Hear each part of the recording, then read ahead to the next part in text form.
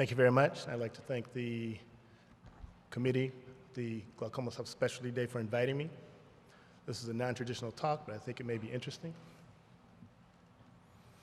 I have no financial disclosures relevant to this talk. Glaucoma is a neurodegenerative condition resulting in optic nerve damage and visual field loss, where currently intraocular pressure is the only treatable risk factor. Increase in intraocular pressure can result in reduced exoplasmic flow and restriction of microcirculation that nourishes the optic nerve. However, alterations in the microvasculature can occur independently of intraocular pressure, as evidence shown by patients with normal intraocular pressure, yet continue to show progressive glaucomatous visual field and optic nerve changes. Glaucoma is the second leading cause of blindness, where 60 million patients have been diagnosed, and 6 million of those will develop blindness. The third most common reason patients over 65 visit their doctor in 2018 was for glaucoma. Traditional therapy includes, but are not limited to, topical beta blockers, alpha agonists, topical and systemic carbonic anhydrase inhibitors, prostaglandin analogs, and most recently, rho kinase inhibitors and nitric oxide containing medications. Then we have our complementary medications and treatments, typically not taught in medical school and not covered by medical insurance. Increasingly, a proportion of glaucoma patients believe in complementary treatments. Anecdotally, many of my patients use bilberry and ginkgo biloba with subjective success. However, marijuana has entered the discussion following its legalization in many states, and is an incumbent upon us as healthcare providers to continue to educate ourselves in order to discuss and consider recommendations with patients. The history of cannabis dates back 5,000 years with the discovery of fabric hemp. It's been recorded as medicinal use in Asia, Africa, and the Middle East as early as 3,000 years ago, and it's the world's oldest analgesic. It wasn't until the early 19th century that it was introduced to the United States and Europe for medicinal purposes. In the early 17th century, Virginia law required farmers to grow marijuana. It was important in producing clothing, rope, paper, sails for ships, and other textiles. The seeds produced oils, which were used for paints and varnishes, foods, and ultimately fuels. When you break down the plant, the stalk is referred to as hemp, which is lower in tetrahydrocannabinol, or THC. The marijuana portion is the flowering bud, which contains both THC and cannabidiol, or CBD. There are greater than 100 cannabinoids in the plant, with THC and CBD being the predominant. There are between 400 and 500 chemical compounds. The selective hybrid growth of these plants over the years has shown concentrations of THC increasing from 3 to 5% to upwards of 30%. Extracts and oils can be as great as 80% THC. In addition to the functional uses for the marijuana plant in the United States, its medicinal uses have become more popular beginning in the 18th century and was the basis for most patented medicines until the discovery of aspirin. Marijuana became illegal in the 1930s, preying on the fears of the public. It was labeled as a drug, which influenced criminal behavior.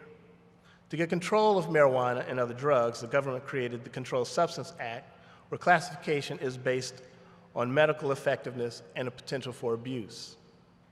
The irony in this classification is that marijuana is a Schedule I drug, similar to LSD, with little medicinal relevance and high potential for abuse, while opioids and amphetamines are Schedule II drugs.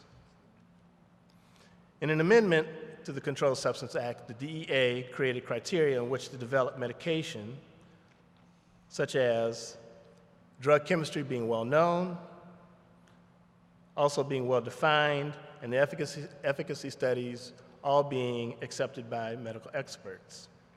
Because marijuana has greater than 400 chemical compounds with varying and increasing concentrations of THC, it will be difficult to reclassify marijuana as a Schedule II drug without standardization and further investigation.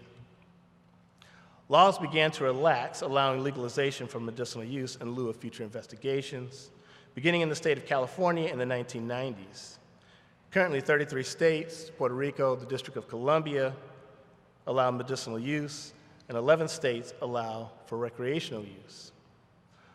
Global use is increasing exponentially. In Europe, in the European market, medicinal use is increasing, especially with government-subsidized healthcare. In North America, recreational use outpaces medicinal use, although both continue to grow. $9.2 billion was spent in North America in 2017, and is projected to be a $57 billion industry by 2027.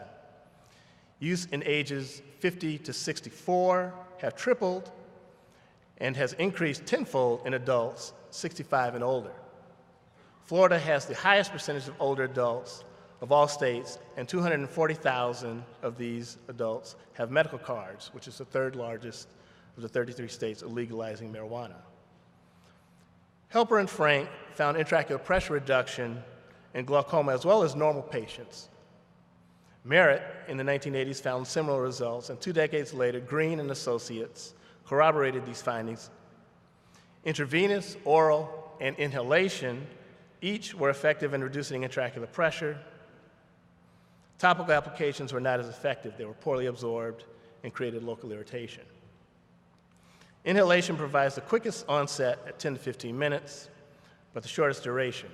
Oral ingestion shows peak effect at 2 hours.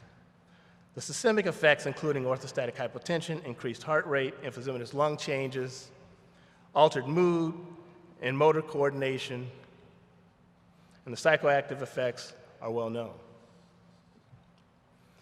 Cannabis dosing becomes expensive and potentially incompatible with a productive lifestyle to support medical therapy.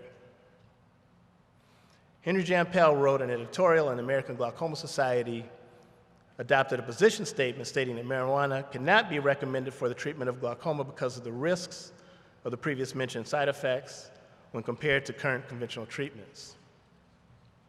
So how does cannabis work?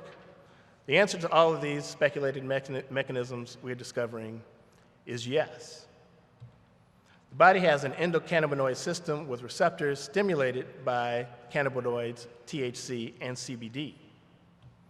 The body also has naturally occurring cannabinoid receptor ligands, arachidonyl ethanolamide and 2-arachidonyl glycerol, which mimic the effects of THC and CBD in the body.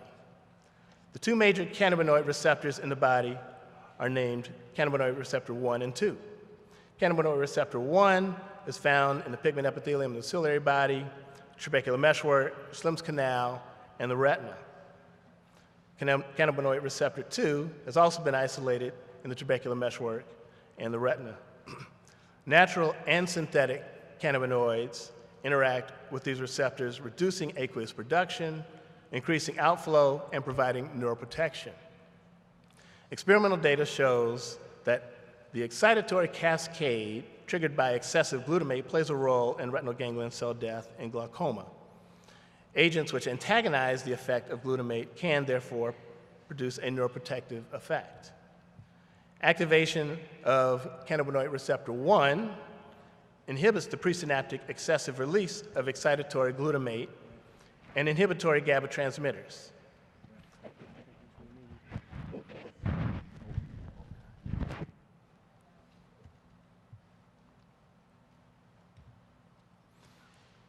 The endocannabinoid system inhibits endothelin and manifests by hypotension, as we see with the effects on the blood pressure. Cannabinoids have been described have cross-reactivity with the opioid receptors.